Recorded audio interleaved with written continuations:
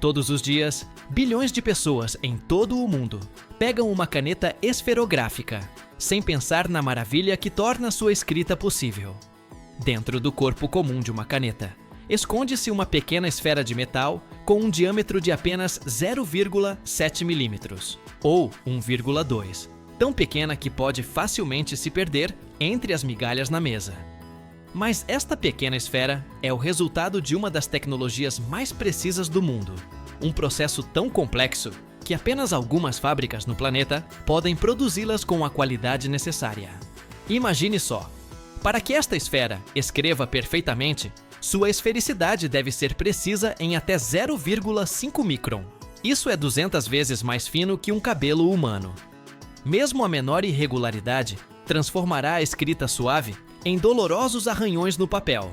Como então se cria essa perfeição em miniatura? Tudo começa com a escolha do material. As melhores esferas são feitas de carboneto de tungstênio, um material 10 vezes mais duro que o aço. Este metal é tão denso que 1 centímetro cúbico pesa quase 16 gramas, mais que o chumbo. É essa extraordinária dureza que permite à esfera resistir a milhões de rotações sem se desgastar. A produção começa com a obtenção de pó de carboneto de tungstênio, com um tamanho de partícula de apenas cerca de 1 micron. Para obter a matéria-prima de tungstênio, ou seja, wolframita ou xilita, ela é triturada, lavada e beneficiada.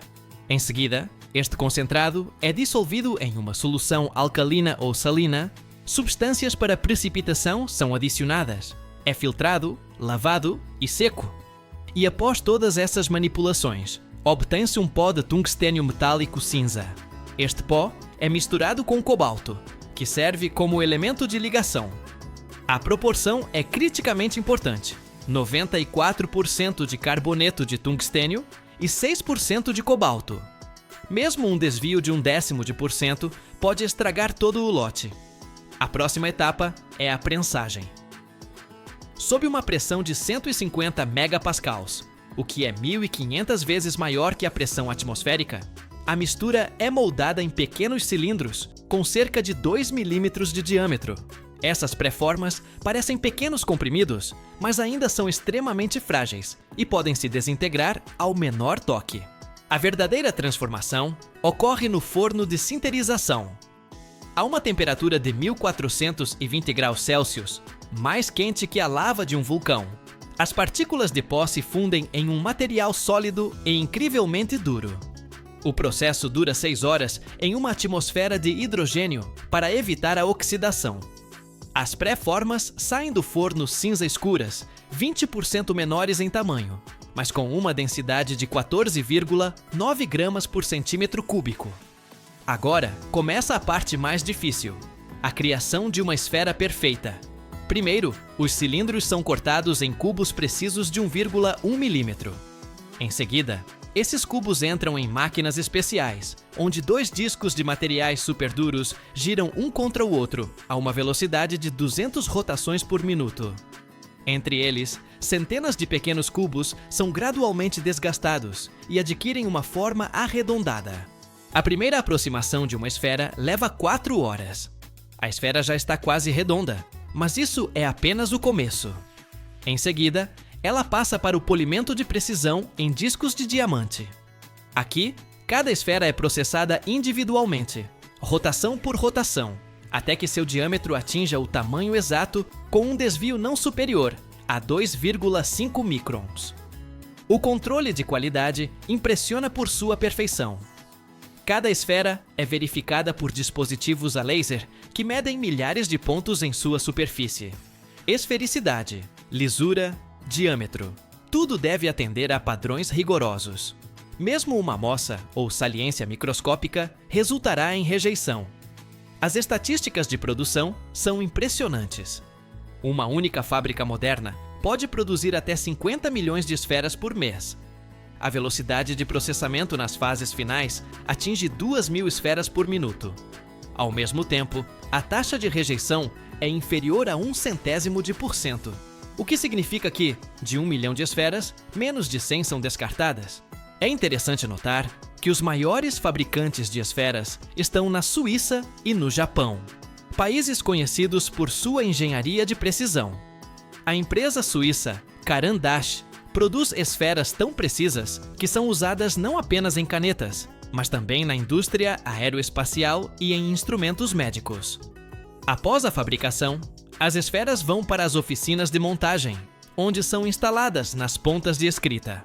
Aqui, elas são colocadas em um copo de metal com um diâmetro um pouco maior que 1 milímetro. Uma folga de apenas 5 centésimos de milímetro garante a rotação livre, mas impede o vazamento de tinta. A precisão do ajuste é tal que a esfera pode girar ao menor toque, mas nunca cairá. A esfera média em uma caneta esferográfica é capaz de escrever uma linha de 2 ou 3 quilômetros de comprimento. Você imagina? Isso significa cerca de 50.000 palavras ou 200 páginas de texto. Durante seu ciclo de vida, ela fará mais de 15 milhões de rotações, desgastando-se apenas alguns nanômetros. A tecnologia de produção de esferas é tão complexa e cara que muitos fabricantes de canetas simplesmente compram as esferas prontas de empresas especializadas. O ciclo completo, do pó à esfera pronta, custa cerca de 3 milésimos de euro por peça, mas o investimento em equipamentos chega a dezenas de milhões de euros. É por isso que existem apenas cerca de 20 fábricas no mundo capazes de produzir esferas da mais alta qualidade. Da próxima vez que você pegar uma caneta esferográfica, lembre-se desta minúscula perfeição de engenharia em seu interior. Afinal, por trás de cada linha que você escreve, há meses de desenvolvimento, horas de usinagem de precisão e as tecnologias mais avançadas da humanidade. O Japão é líder na produção de esferas de carboneto de tungstênio, que não se desgastam por anos. As esferas japonesas são usadas até mesmo em canetas europeias caras. A empresa suíça Precibal é especializada em peças microesféricas, incluindo esferas para canetas do segmento premium. São conhecidos pelo seu controle de qualidade. Cada esfera é verificada quanto à forma e precisão. A China produz a maior quantidade de esferas metálicas mais baratas, de aço ou cromadas, para o segmento de massa. Muitas vezes, as esferas da China são compradas por outros países para montar canetas baratas sob sua própria marca. Vamos dar uma olhada em suas oficinas de produção. Fios de metal enormes, de aço inoxidável ou de baixo carbono, são alimentados em máquinas automáticas. Lá, lâminas especiais cortam ritmicamente pedaços idênticos, semelhantes a cilindros em miniatura. Este estalido monótono de metal é como o pulso da produção. Ainda sem forma, essas pré-formas já guardam em si a futura esfera. Os cilindros vão para prensas de estampagem, que em alguns golpes os moldam em esferas brutas. Ainda não é uma esfera perfeita, mas uma bola amassada. Sua superfície é áspera, com sulcos, e ela rola mais do que escreve. Em seguida, enormes pratos giratórios, entre os quais as esferas giram por horas. Com um rangido, elas são usinadas, removendo o excesso de metal. É um processo bruto, onde o aço perde tudo o que é supérfluo para se tornar algo maior. Nesta fase, as esferas já se parecem consigo mesmas. Brilham, rolam sem solavancos, mas ainda não são perfeitas. E, na verdade, o processo a seguir não difere em nada da produção de esferas de tungstênio. A cada ano, no Zemuerco, são instalados milhões de litros de espuma de construção.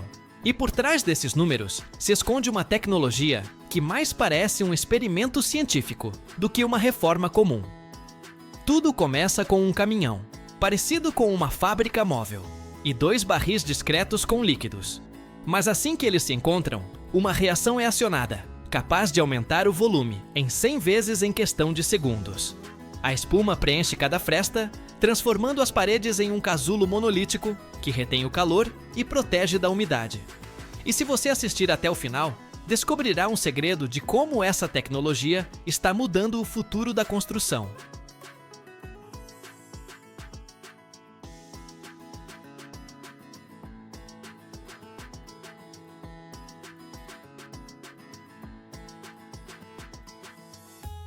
Um caminhão especial, ou um grande trailer, chega à casa.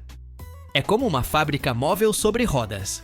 Dentro dele, há 2 grandes barris, geralmente de 200 litros cada, e um sistema completo de bombas, compressores e aquecedores.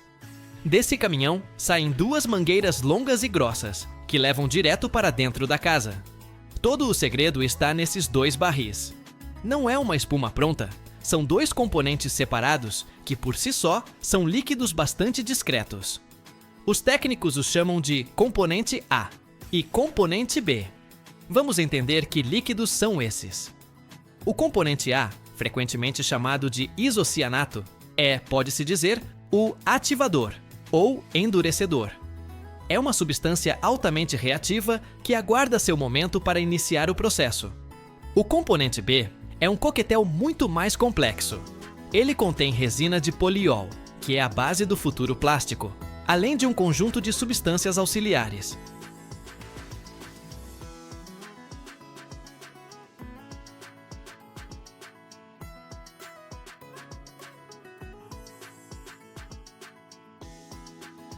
Aqui, há catalisadores, que agem como um fósforo que acende a reação, fazendo-a ocorrer incrivelmente rápido. Há também um agente de expansão, uma substância especial que, ao ser aquecida, se transforma instantaneamente em gás, criando bilhões de pequenas bolhas que formam a estrutura da espuma. Também são adicionados retardantes de chama, compostos que tornam o produto final resistente ao fogo.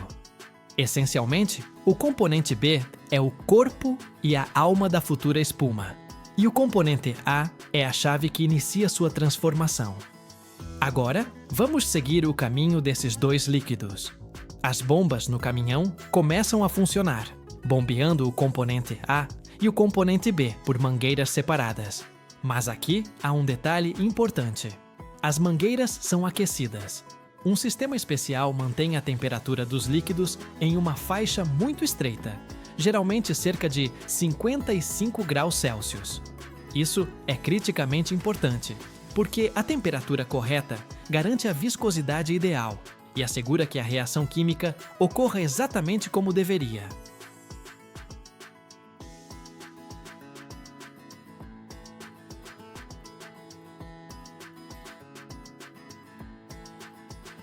Essas duas mangueiras quentes chegam às mãos do aplicador, onde são conectadas a uma pistola de pulverização especial. Esta pistola não é apenas um pulverizador, é um dispositivo de mistura de alta precisão. Até o último momento, até a minúscula câmara de mistura no bico da pistola, os dois líquidos nunca se encontram. Eles fluem por canais paralelos. E então, chega o momento da verdade. O aplicador, vestido com um traje de proteção que lembra o de um astronauta e um respirador, aproxima-se de uma parede aberta com vigas de madeira. Ele aperta o gatilho. Nesse exato instante, os dois fluxos de líquidos quentes, sob uma pressão enorme, invadem a câmara de mistura no bico da pistola. Eles colidem um com o outro, misturando-se instantaneamente. E imediatamente, ao sair do bico, essa mistura atinge a superfície da parede. E aqui começa a verdadeira mágica.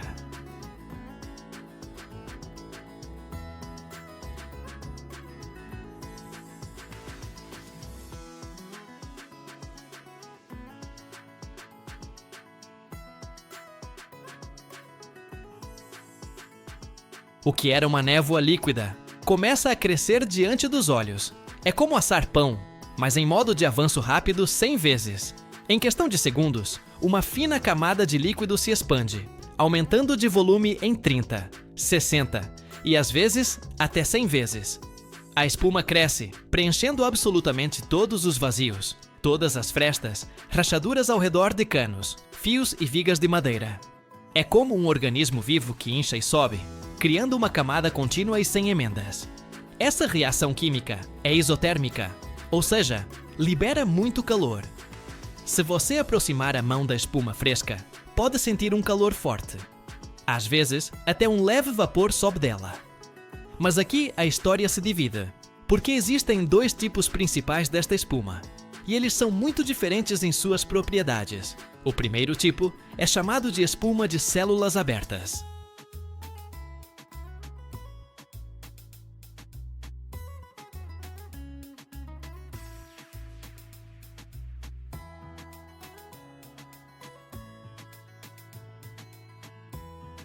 Durante sua expansão, as bolhas de gás que se formam dentro dela estouram, criando uma estrutura semelhante a uma esponja.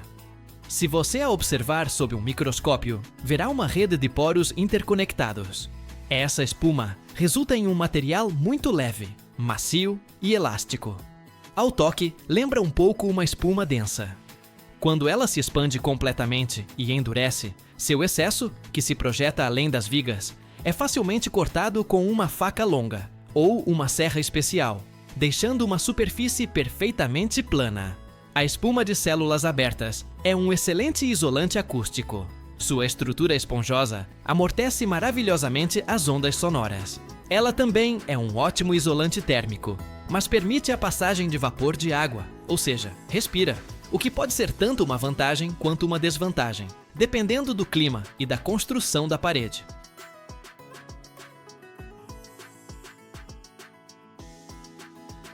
O segundo tipo é a espuma de células fechadas. Este é um bicho completamente diferente. Durante sua reação, as bolhas de gás formadas não estouram, mas permanecem intactas, criando uma estrutura com bilhões de minúsculas esferas de plástico isoladas umas das outras e preenchidas com gás. O resultado é um material muito mais denso, duro e resistente. Quando a espuma de células fechadas endurece, ela se torna tão dura que se pode andar sobre ela. Ela não apenas preenche o espaço, ela literalmente cola toda a estrutura da parede, adicionando-lhe uma rigidez e resistência significativas.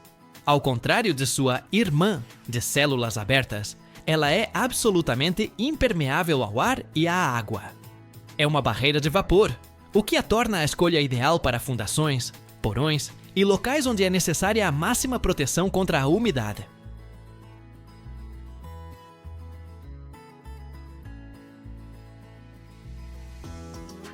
Suas propriedades de isolamento térmico por centímetro de espessura são significativamente maiores do que as da espuma de células abertas, pois o gás aprisionado nas células é um isolante melhor que o ar.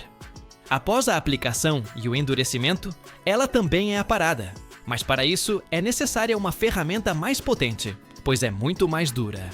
Assim, ao final do dia, quando os aplicadores enrolam suas mangueiras e vão embora, no lugar de paredes vazias, resta algo incrível. Não apenas um conjunto de pedaços separados de isolamento, mas um casulo contínuo, monolítico, perfeitamente ajustado a cada detalhe da estrutura. Este casulo não tem costuras, juntas ou vãos, através dos quais o vento frio poderia penetrar no inverno ou o ar quente no verão. Ele transformou uma parede de estrutura comum em um invólucro térmico de alta tecnologia. Todo esse processo, desde os 2 barris de líquido no caminhão até a camada de isolamento pronta, dura e incrivelmente eficaz, leva apenas algumas horas.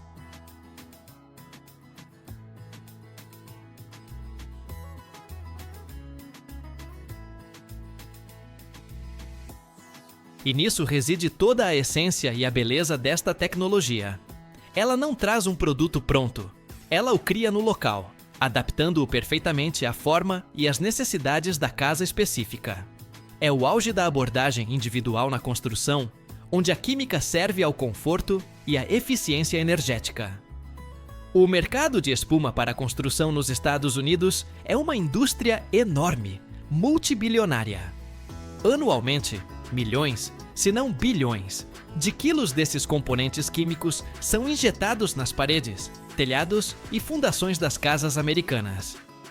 Especialistas preveem que ele crescerá 6% a cada ano, o que significa que mais e mais pessoas estão escolhendo este método para isolar suas casas.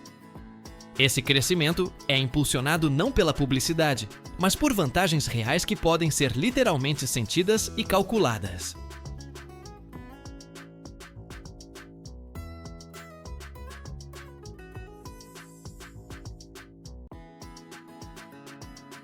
A cada ano, no mundo, são extraídas mais de 350 milhões de toneladas de bauxita. Mas você sabia que de 4 toneladas dessa rocha, obtém-se apenas 1 tonelada de alumínio? Este é um dos metais mais importantes da atualidade, usado em aviões, carros e até em naves espaciais. Mas o principal é que 75% de todo o alumínio já produzido ainda está em circulação. Como este metal percorre o complexo caminho da mina à reciclagem? Ele é realmente tão ecológico? Vamos descobrir. Do início da extração da bauxita até a obtenção final do alumínio, há uma série de processos tecnológicos complexos, cada um exigindo grandes recursos e tempo. Este metal é um dos principais heróis da indústria moderna. E cada vez mais, empresas buscam não apenas aprimorar as tecnologias de sua produção, mas também reduzir o impacto ambiental. É possível tornar este processo ainda mais eficiente e preservar os recursos do planeta? Como a indústria de alumínio está se desenvolvendo? E por que ela é tão importante para o nosso futuro? Tudo começa não na fábrica, mas na terra. A principal fonte de alumínio é a bauxita, uma rocha que se parece com uma pedra marrom avermelhada. A bauxita se forma como resultado do intemperismo prolongado de rochas de aluminosilicato em condições de clima tropical. Por isso, é mais frequentemente encontrada em regiões como Austrália, Guiné, Brasil, China, Índia e alguns outros países com clima tropical. Os maiores produtores de bauxita são a Austrália e a Guiné. Por exemplo, a Austrália extrai mais de 100 milhões de toneladas de bauxita por ano, o que representa quase um terço da produção mundial. A Guiné ocupa o segundo lugar em volume de extração, com uma produção de cerca de 50 milhões de toneladas por ano. Outros grandes produtores incluem Brasil, China, Índia e Jamaica, que também se dedicam ativamente à extração de bauxita. A produção mundial de bauxita, nos últimos anos, ultrapassou 350 milhões de toneladas por ano. É interessante notar que de cada 4 toneladas de bauxita, pode-se obter apenas 1 tonelada de alumínio puro. O resto são impurezas que precisam ser separadas. Assim, a extração de bauxita não é apenas um processo intensivo em energia, mas também complexo, que exige enormes esforços e equipamentos especiais para a extração eficiente do alumínio. O processo de extração de bauxita inclui várias etapas. Primeiro, são realizadas pesquisas geológicas para determinar os depósitos. Em seguida, os mineiros realizam a escavação, usando equipamentos pesados, escavadeiras, tratores e caminhões. A bauxita extraída é transportada para as usinas de processamento, onde começa sua transformação em alumínio. Primeiro, ela precisa ser processada em alumina. Nesta fase, utiliza-se um método químico chamado processo Bayer. Inicialmente, a bauxita é triturada e misturada com uma solução quente de hidróxido de sódio, o que permite dissolver o óxido de alumínio, separando todas as impurezas. O resultado é um líquido que é então filtrado e, após a evaporação, obtém-se um pó branco, a alumina. Esta etapa é importante, pois a alumina é uma fase necessária para a linha de produção subsequente. Embora o processo pareça simples, sua implementação requer uma precisão extraordinária e um controle rigoroso da temperatura e da composição química. Agora que obtivemos a alumina, é a vez da eletrólise. Aqui começa o processo mais complexo e intensivo em energia, na produção de alumínio. A alumina é misturada com criolita, um material líquido que permite dissolver o óxido de alumínio em altas temperaturas. A eletrólise é realizada em células eletrolíticas especiais, enormes cubas, onde a temperatura atinge 950 graus Celsius. Quando uma corrente elétrica passa por essa mistura, os átomos de alumínio se separam do oxigênio e se depositam no fundo da cuba, na forma de metal líquido. Esta etapa é incrivelmente importante, pois, como resultado, obtemos o alumínio puro, que, embora pareça um metal líquido, é a base para a fabricação de inúmeros produtos industriais. O processo de eletrólise requer uma quantidade significativa de energia, o que pode ser um problema do ponto de vista ecológico e econômico. Por exemplo, a produção de 1 tonelada de alumínio consome cerca de 15 megawatts-hora, o que equivale a vários anos de consumo de energia de uma casa média. No entanto, hoje em dia, cada vez mais empresas estão recorrendo a fontes de energia renováveis, como usinas hidrelétricas, o que permite reduzir o impacto negativo no meio ambiente. Depois de obtermos o alumínio líquido, ele é fundido em moldes para processamento posterior. Isso pode ser a fabricação de grandes barras ou lingotes, que depois são submetidos a etapas adicionais de transformação. Como resultado, o metal pode ser laminado em finas folhas ou transformado em peças de várias formas. É interessante que as finas folhas de alumínio, que geralmente vemos em embalagens de produtos ou usamos para fabricar vários artigos, muitas vezes têm uma espessura não superior a 1/10 de milímetro. Isso fala das altas tecnologias utilizadas para criar tais materiais, o que permite fabricar produtos mesmo com um metal tão leve e resistente. Graças às suas excelentes propriedades, como leveza, resistência à corrosão e ótima condutividade térmica e elétrica, o alumínio encontrou ampla aplicação em muitas indústrias. Nos transportes, em particular na indústria aeronáutica e automotiva, o alumínio ajuda a reduzir o peso dos veículos, o que garante maior eficiência de combustível. Por exemplo, as carrocerias de alumínio para carros permitem reduzir o peso do veículo, o que afeta diretamente a economia de combustível. O metal também é amplamente utilizado na construção, na fabricação de eletrônicos e na indústria de embalagens. Na indústria espacial, onde cada grama conta, o uso de alumínio é de importância crítica. O alumínio é insubstituível graças à sua capacidade de reciclagem. Como já mencionado, 75% de todo o alumínio já produzido ainda está em circulação, o que o torna um dos metais mais eficientes em termos de reciclagem. O processo de refusão da sucata de alumínio requer apenas 5% da energia utilizada para sua produção primária. Isso não apenas reduz os custos de energia, mas também permite diminuir significativamente as emissões de carbono, o que torna a produção de alumínio mais ecológica. Resumindo, pode-se dizer que o alumínio não é apenas um metal que usamos todos os dias, mas um verdadeiro símbolo de tecnologias e inovações modernas. Muitas vezes, não pensamos em quantas etapas a matéria-prima passa antes de obtermos este metal leve, resistente e resistente à corrosão. Da extração de bauxita aos complexos processos de eletrólise, onde para obter uma tonelada de alumínio é preciso gastar uma quantidade significativa de energia. Cada passo da produção impressiona pela sua complexidade.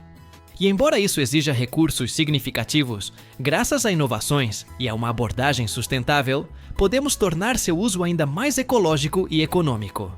É por isso que, quando olhamos para o alumínio, vemos não apenas o presente, mas também o futuro, no qual ele continua a mudar o mundo, ajudando-nos a avançar para um modo de vida mais sustentável e eficiente.